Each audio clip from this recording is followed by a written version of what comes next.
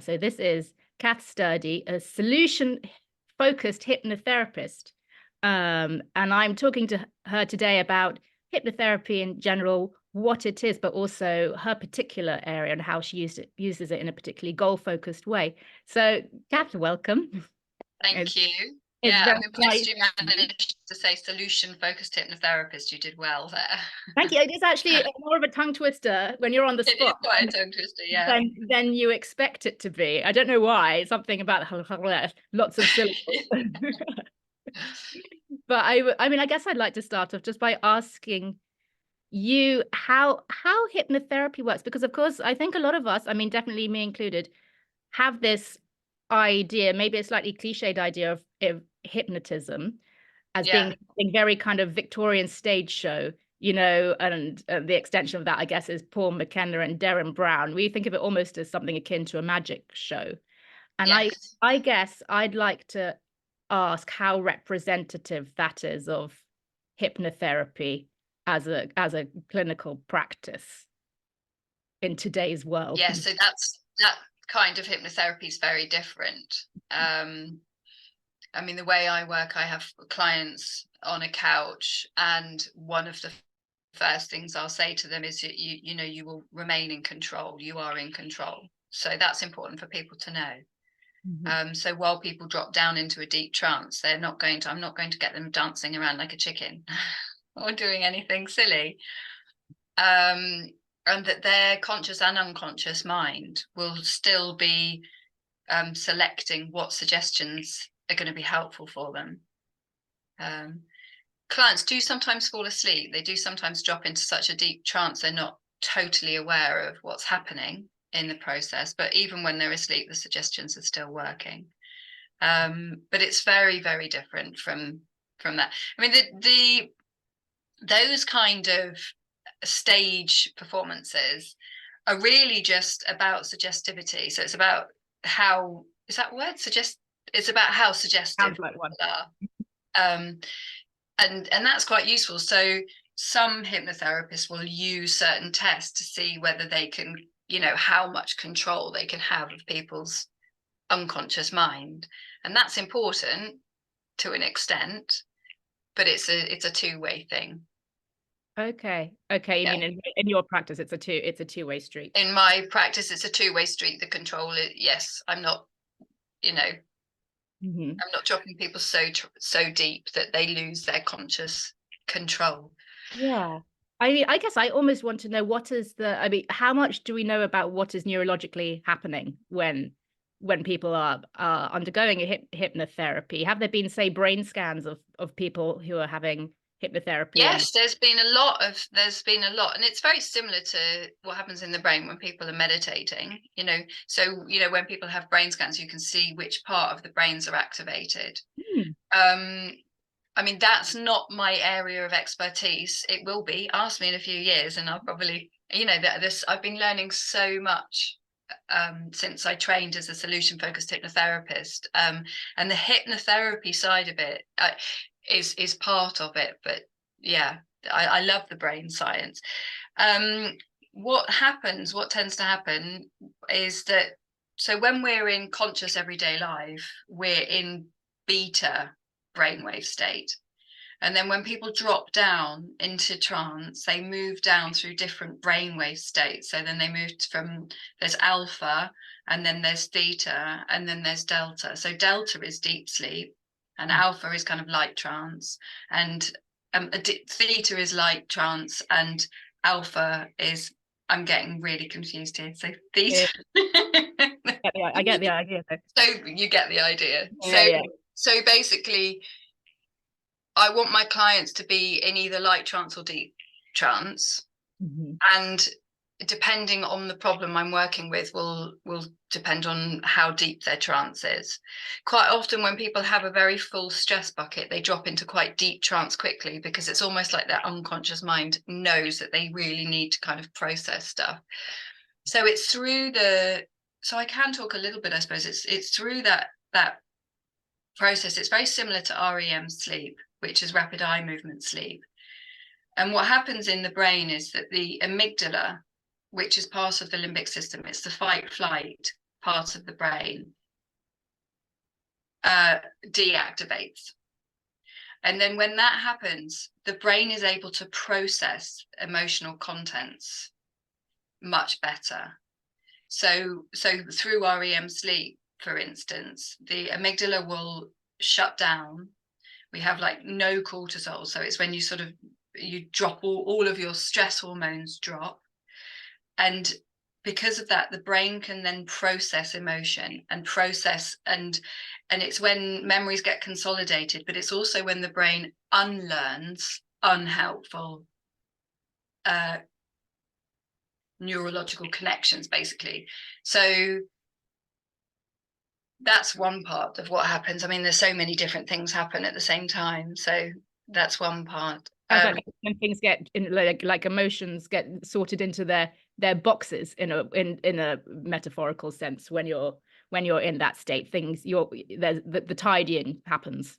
The tidying, exactly. It's like the brain has a way of refiling, reorganizing, and also wiping away some old memories that we no longer need. Because when people are suffering with PTSD, that it's partly that there's still so much connection. It's not just the incident that happened, it's all the, there's so much emotion connected to lots of other associated memories. So the brain needs to disconnect those. And that makes me wonder. That happens through REM sleep and through trance. So that's what we're doing with the hypnotherapy, is we're basically giving the brain more chance to process than REM sleep. Okay, because I mean, this is maybe going to be a bit of a naive question, but I was going to ask, why is sleep not enough to do the sorting? Why do we need the top up in a way of hypnotherapy? Perfect question. So when people are stressed, they tend to not sleep. I mean, the first thing that happens when people have got problems is normally their sleep gets disrupted. In the first part of the night, we drop down into deep sleep, and then we come up, a little bit into REM sleep, down to deep, up to light, REM down. And the second part of the night, we have our REM sleep more.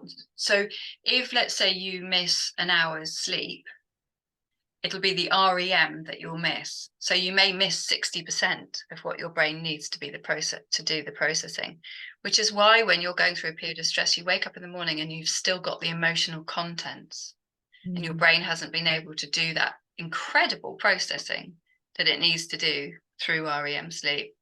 So that's what the hypnotherapy does, is it tops that up and gives the brain, another chance to process. I see. So it's particularly useful for people who have disrupted sleep. I think almost every client who comes here with every problem, the first thing that gets affected is sleep.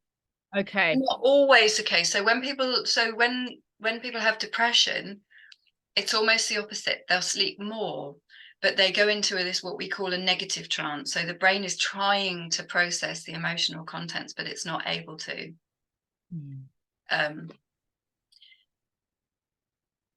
Yeah. And then there are other components to the hypnotherapy that make it helpful as well. Okay. So how is that sounding so far? Is that making sense? That makes a lot of sense to me. I mean, it also got me thinking about something I heard about hypnotherapy, was that every hypnotherapist will have a different definition of what hypnotherapy is. Yes. And I wonder what you make of that. Do you agree with that? And if so, what is your definition of hypnotherapy? So it's two. So I probably agree with that. Yeah, I should think so. We all have a different perspective, but that's because there's so many different aspects to it. That's because it's so incredible as a healing tool. So everybody will say, but it's not that one's right, or it's just that we've got a different perspective on the same thing. Do you know what I mean? It's because it's just, so multifaceted. Okay, so what would your perspective be? So my perspective would be, as I've just described, it's a way of helping the brain process. So if you think about it, let's say somebody's talking about an ex, and we would know intuitively whether they were over that ex by how much emotional contents there still was when they were talking about them, wouldn't we? So that's the same with everything. That when we've recovered from something, we're more emotionally detached from that situation, so we can talk about it without being massively re-triggered and emotionally charged on the subject. And that process of detachment and of processing the emotion is what happens through REM and through trance. And then the other aspect of it is now connected to the solution focus part, is that what I get clients to do is I get them to imagine these future outcomes that they want. So normally it's not the big goal. Sometimes we'll visualize like a big goal, of the dream, of their big desire of what they want.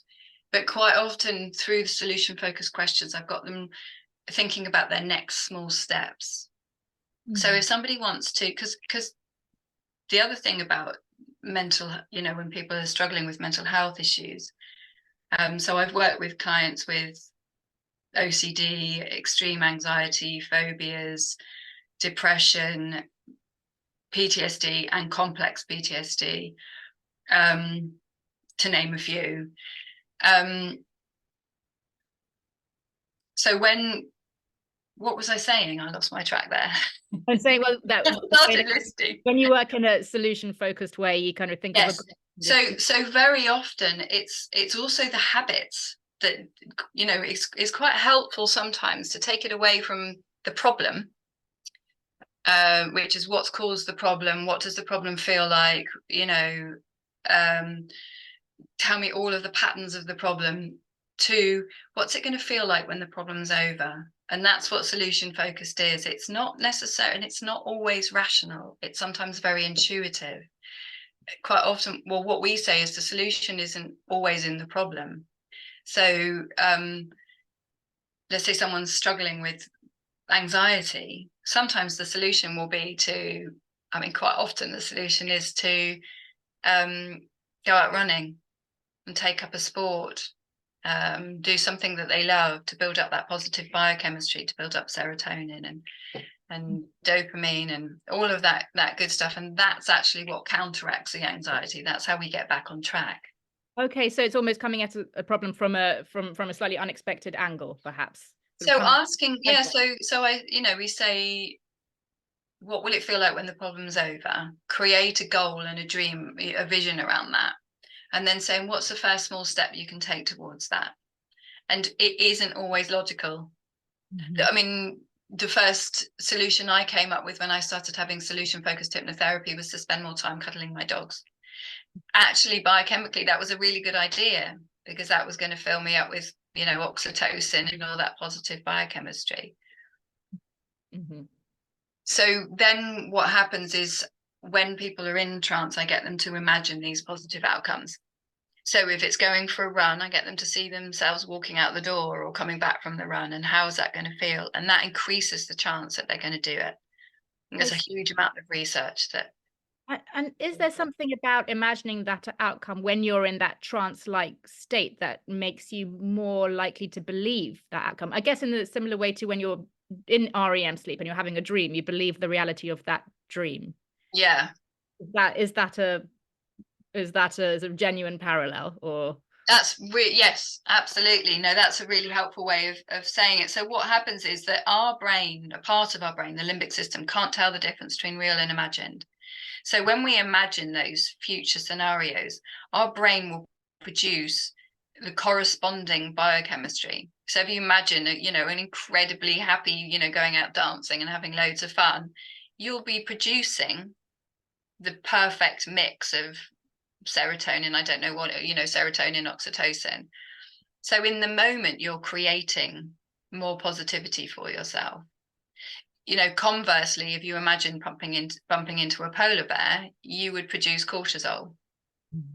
So just imagining those positive outcomes is already changing your biochemistry.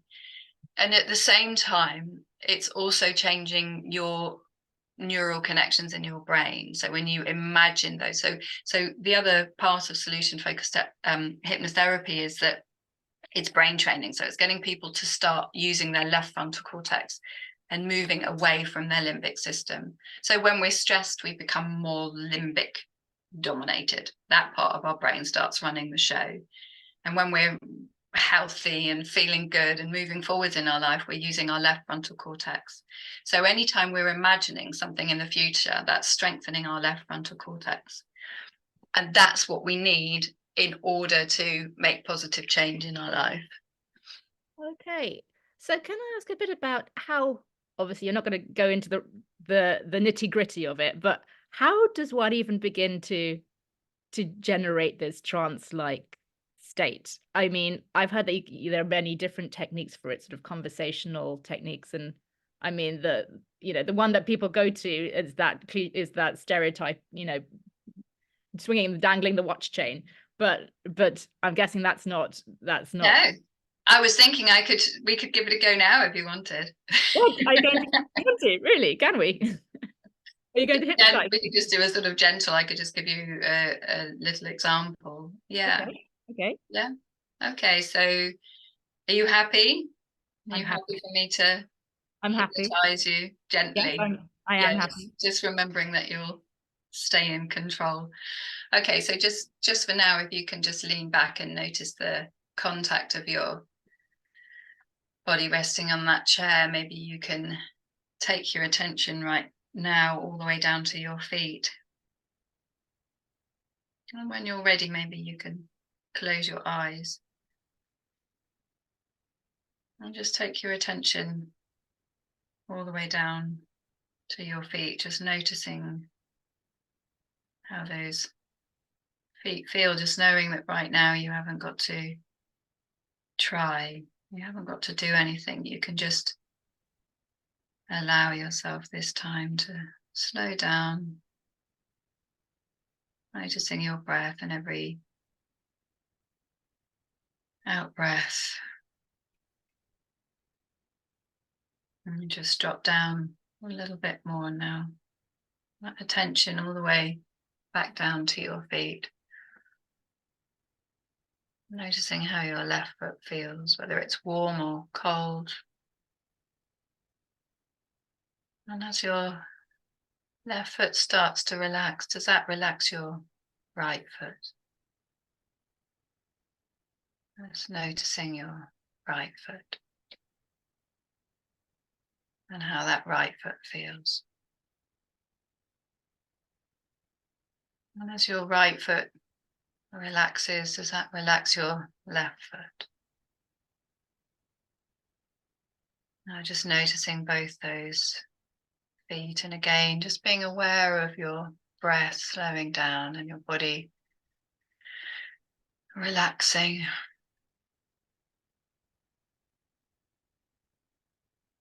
Just a few more deep breaths.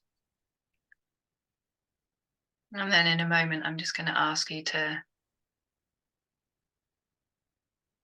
bring yourself back to this conversation. When you're ready, just open your eyes. And so really that's just the beginning. That's just a deep relaxation. But then I do a counting down, and that's when people drop down into the different brainwave states. And when that, It's quite similar in a way to body scans that you do in meditation. So I use progressive relaxation, which is a body scan. So I would get people to visualize an ocean of calmness moving down through every part of their body. And there's always a point where I can tell someone's just dropped deeper and deeper. And then I just keep, I mean, it's almost like your eyelids start twitching, or you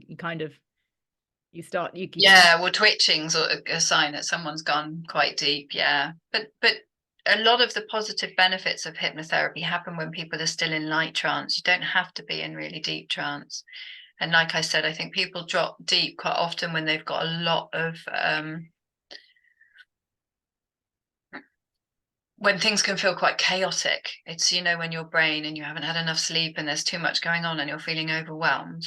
That's when the brain really needs that trance time to just slow down and come back into the present moment. And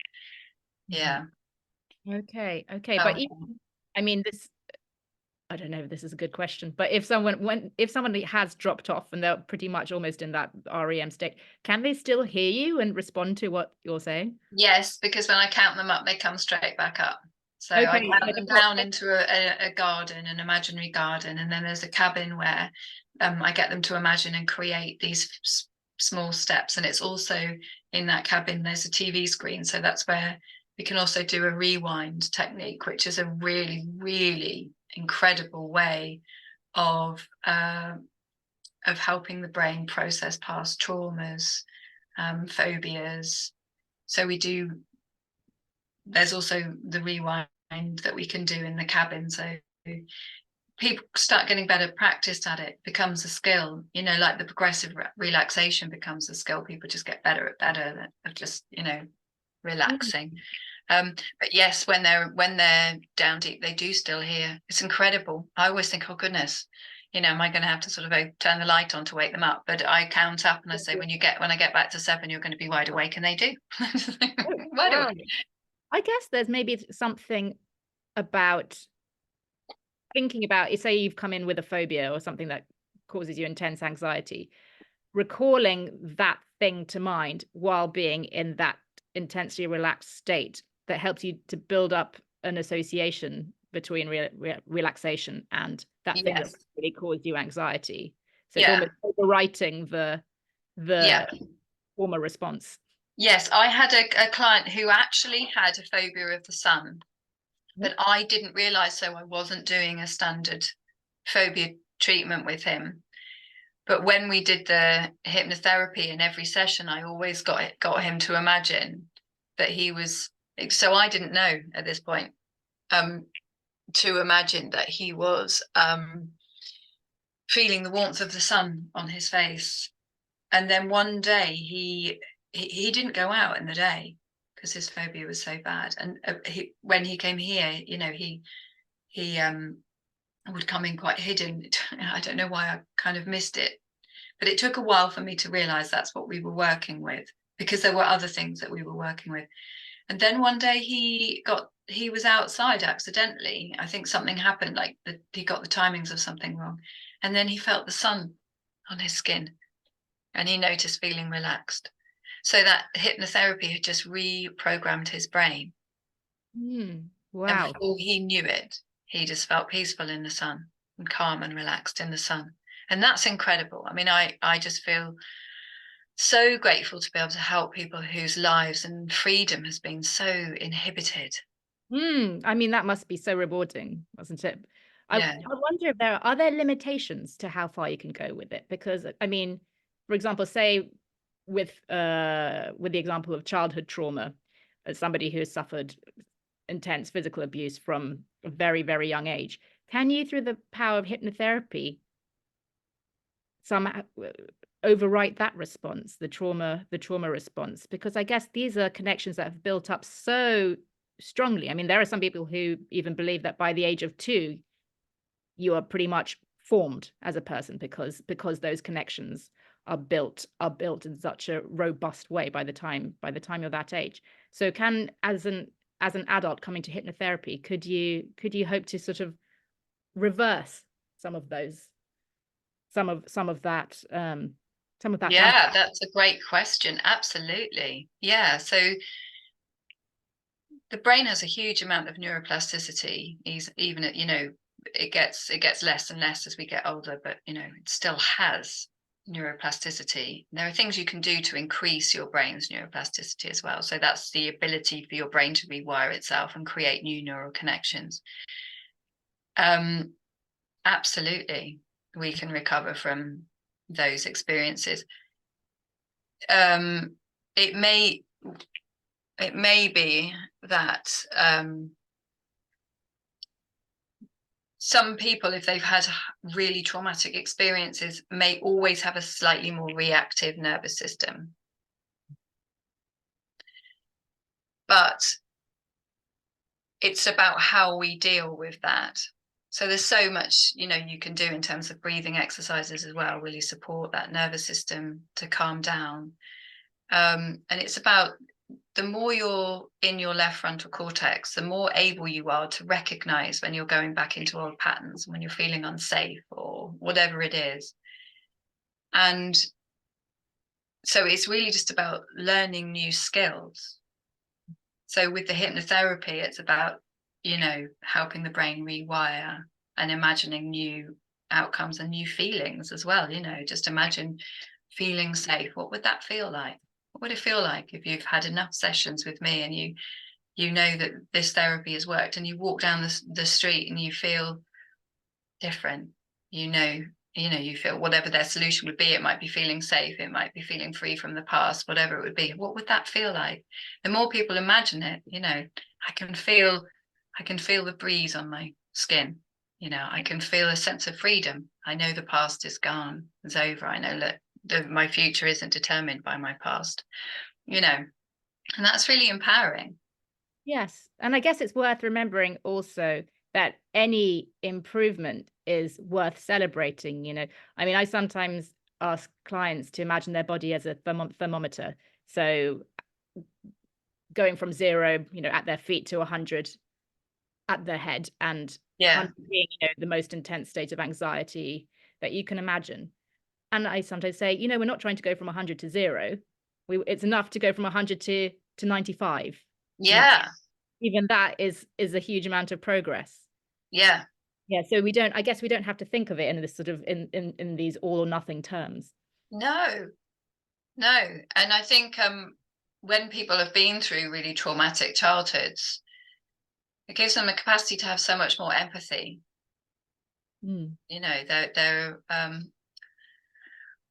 There's another side to it, and it means that you really do appreciate the pleasures as you get older, because you know what it feels like to feel broken. Mm. I believe in hugely in the power in our capacity to heal, and our capacity to create our future from our imagination rather than from our past.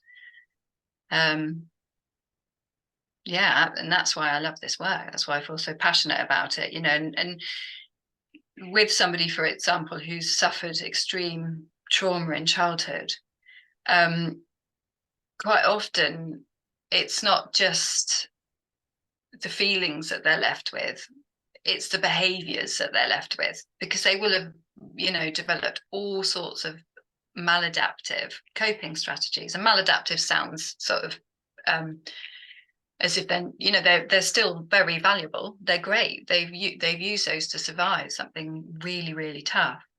So it's just also about just changing some of your habits and your behaviors. Just upgrading what you're doing. And then when people do that, it takes a while, but then the body we start to trust ourselves. Our body, we can trust ourselves. We're like, okay, I don't have to keep going into unhealthy relationships, to confirm what feels familiar to me. I can do something different now. I don't have to, keep smoking. I don't have to keep drinking. I don't have to, carry on with these destructive behaviors. Yeah, and then slowly I think the emotion follows. Hey, gosh. Well, Cath, you've given me a lot to think about there. Thank you so much. My pleasure. It's been great to talk to you. Thank you.